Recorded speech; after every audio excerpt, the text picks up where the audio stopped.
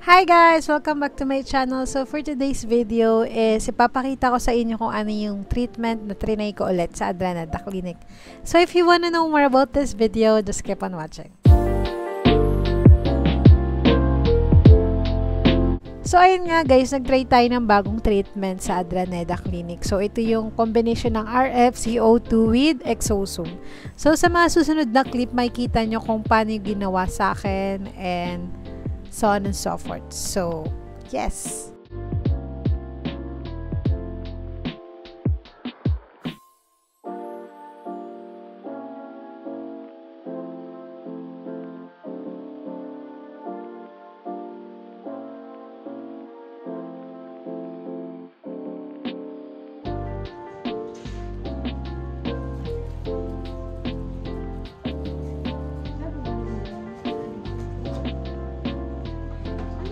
So, ayun guys, yung ginawa sa akin sa clip na yon is nilagyan ako ng topical anesthesia. I think binabad siya ng 30 to 45 minutes para hindi naman numb, pero para hindi ganun kagrabe yung pain na maramdaman mo. Kasi yung next procedure is lalagyan, RF ka na and CO2. So, if mababa yung pain tolerance mo, hindi siya applicable na wala kang ganun.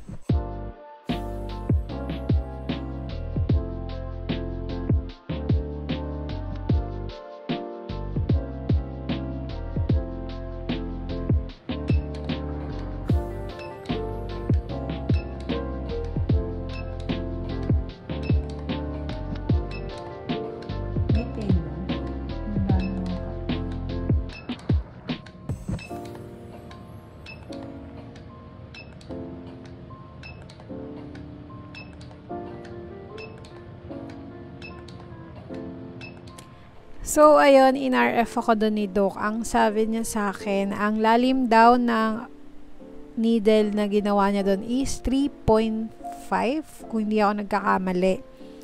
And sa noo, ilong, and baba is 3. Actually, yung pain, kung i-rate ko siya dahil may numbing cream, so siguro mga 6 out of 10. So, hindi naman siya ganun kasakit, pero may sting pa din siya. Medyo mataas na pain tolerance ko nun.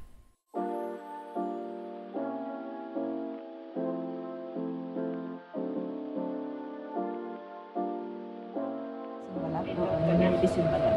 So dahil naka-isiplet ka, binabaan natin ng konti. Okay.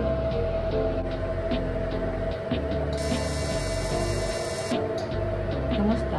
Okay lang. Masakit ba? Sanay na po ako sa ganyan.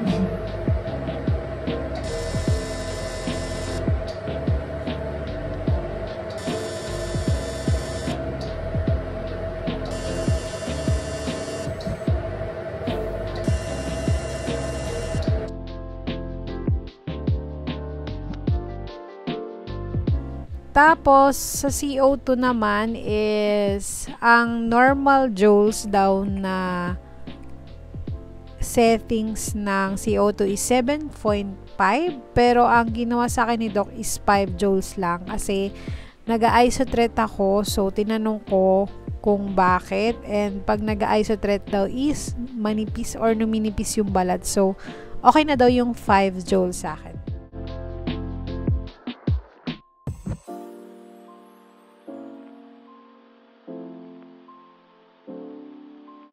So, ayun guys, after ako i-CO2 ni Doc, nilagyan niya ako ng calcium serum and exosome. So, ang exosome ay promotes healing and damaged tissues. Exosomes can help stimulate the production of collagen. Since open nga yung mga pores natin dahil nag-RF fractional microneedling tayo and CO2, so mabilis niya ma-absorb and ma-heal yung tissues na na-break through the treatment.